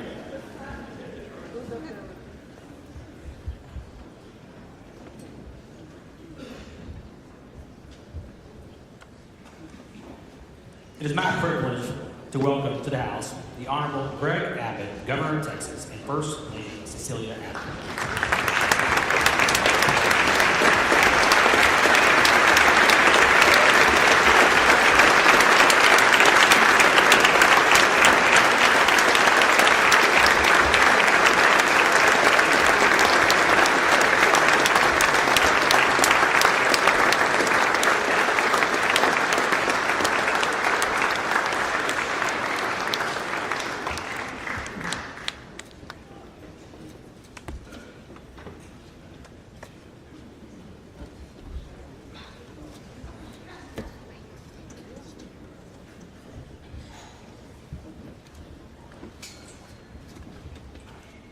Members and guests, it is my honor and privilege to present to you the Honorable Greg Abbott, Governor of the State of Texas.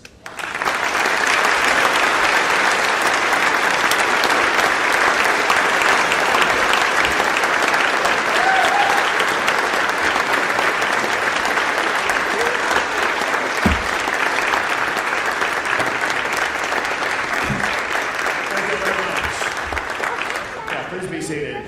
Speaker, I want to thank you very much for your warm welcome. Congratulations to you on your re-election and reselection as Speaker of the House of the great state of Texas.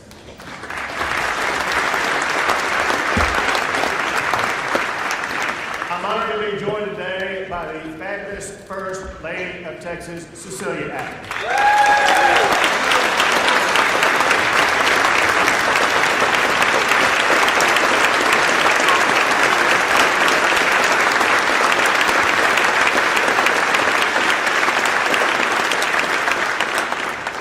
I'm also extraordinarily proud to be joined in this chamber by somebody who has already made such a terrific difference for the state of Texas, but is now launched into another pathway to do even more for our great state, and that is our new Secretary of State, Jane Nelson.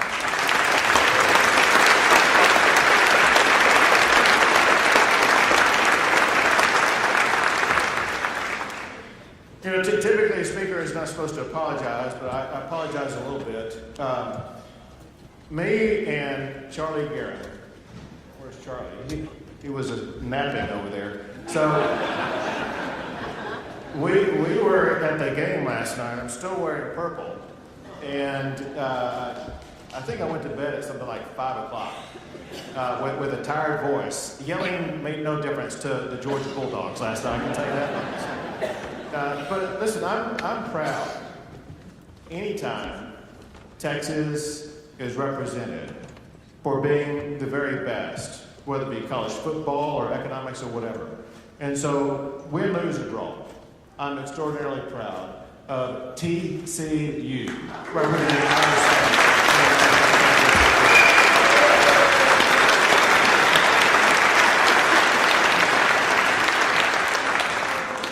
I want to start out by saying congratulations to all of those who are newly elected to the Texas House of Representatives. I know, and I hope you know, that it is a remarkable accomplishment on your part. You've been through a crucible that you may never have experienced before. Winning people to vote for you, being attacked, going through the challenges of getting people to elect you to represent them, representing the great state of Texas. All that hard work, all the effort that you put in, got you to this moment and to the seat that you're in today. But to put it in context, all it really did is get you to the starting line. The process begins today for you to embark upon your service for your constituents, reflecting their ideologies, their preferences, to make sure that their voices will be heard through you on the Texas House floor. I also want to congratulate those who were reelected. Think about this concept. You've been here. You voted here. You worked here. You sweated here. And when you went through the process of getting reelected, that was a reaffirmation by your constituents thanking you for the job that you've done, saying you've done such a good job. We want you to go back and represent us again.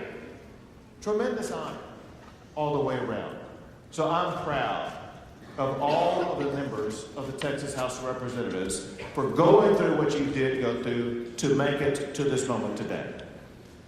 And I want you to know, having been at this dais for multiple sessions now as we embark upon a new session, I have never been more excited about the beginning of a session than I am this year. And there's several reasons for that.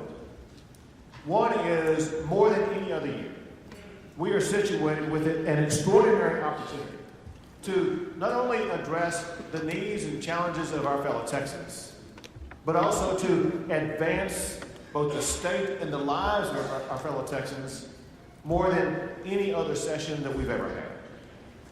Second, we are blessed with a once-in-a-generation opportunity to put our state on a course of unassailable excellence for generations to come. One of the reasons that you all are well informed about why we are situated that way is because of the $32.7 billion surplus that we have. But let's be clear about a couple of things. First, who's responsible for that? The people who are responsible for that budget.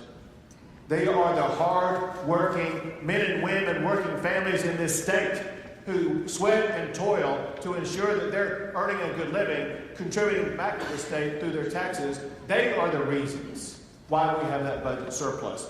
That budget surplus is because of taxpayers in the state of Texas.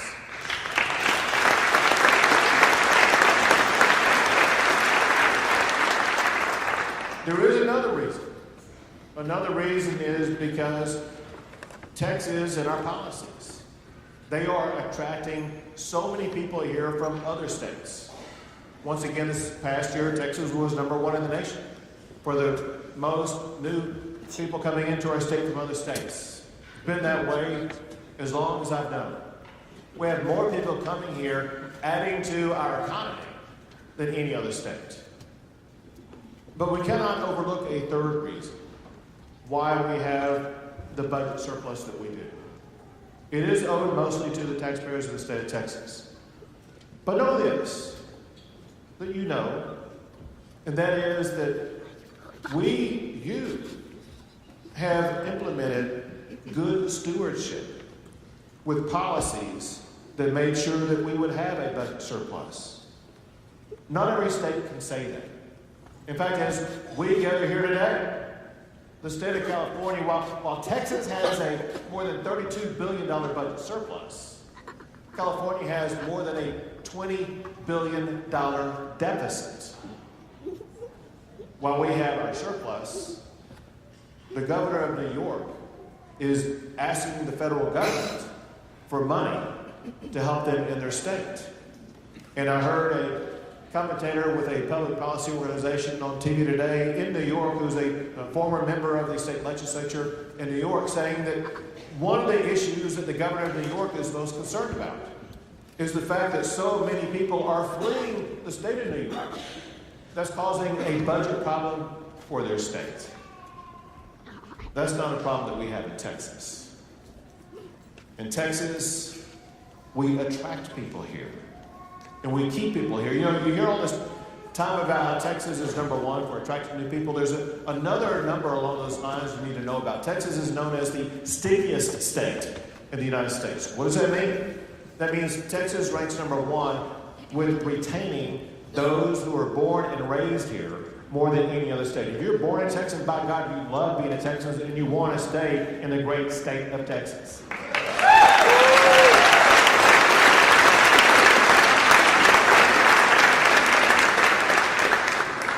And I'll tell you one last reason why I'm very excited for this session. I listened to the outstanding remarks that were just presented to you by your speaker.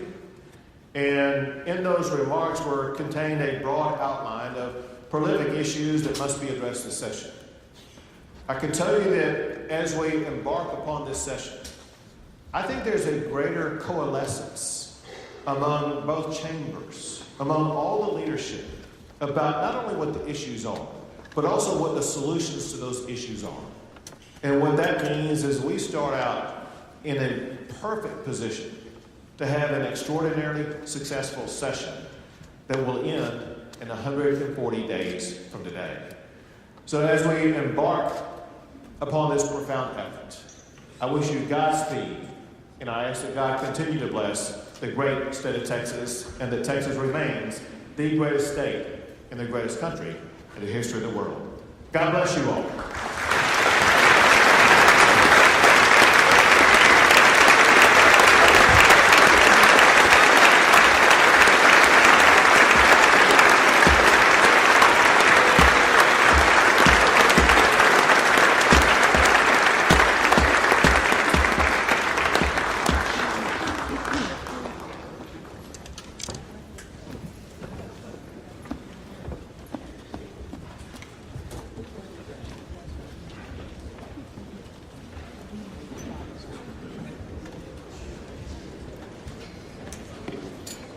The following motion in writing, clerk, read the motion.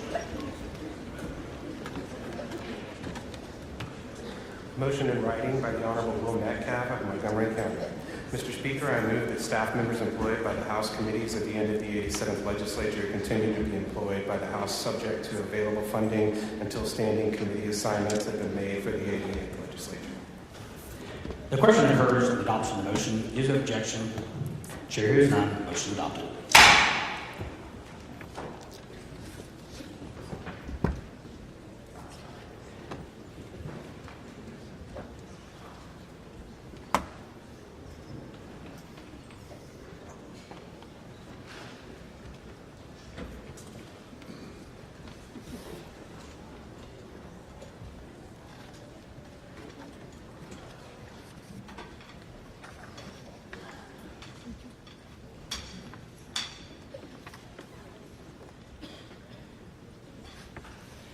Members, regarding our work schedule for the week, the House will convene at 10 a.m. tomorrow. On Thursday, the House will convene at 10:30 a.m. At 11 a.m., the House and Senate will meet in a joint session to canvass the votes for governor and lieutenant governor as required by the Texas Constitution. Be watching your newspaper mailboxes for additional information regarding House business for this week. Before joining for the day, I would like to acknowledge our interpreters for the deaf, Sean Whitley and Shelby Mitchelson.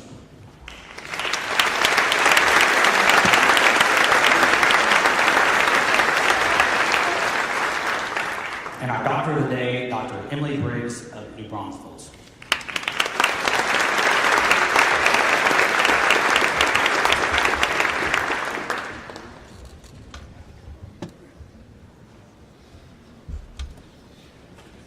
To conclude our ceremony today, we are pleased to have Tylene Nalbun Dion, I butchered that, I'm sorry, from the Butler School of Music at the University of Texas at Austin, perform the state song, Texas Our Texas.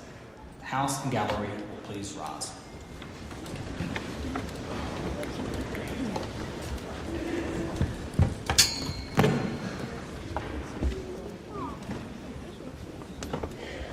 Texas, our Texas, all hail the mighty state.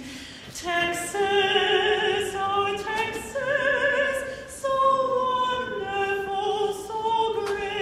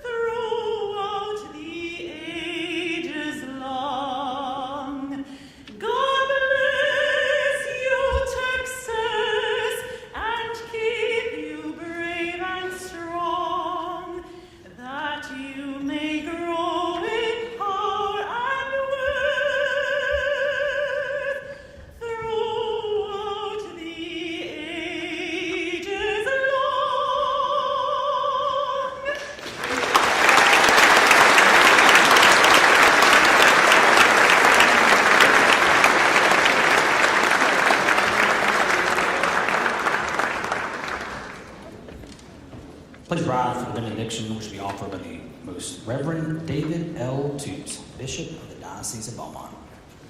I end with the beautiful and brief benediction that God gave to Moses, the great lawgiver, and told his brother to bless the people thus.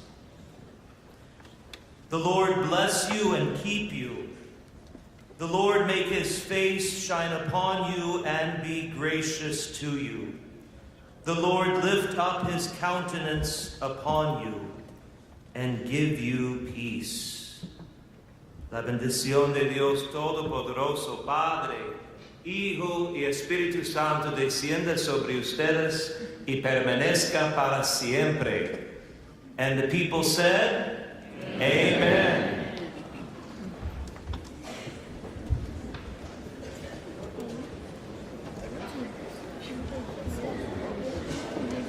Bishop, you were only that short pass back home. The Honorable John Kimball of Guadalupe County moves to the House stand adjourned until 10 a.m. tomorrow in memory of those House leaders who have passed away since we last convened in 2021, whose names will be entered into the journal. Is there objection? The chair hears none, and the House stands adjourned until 10 a.m. Wednesday.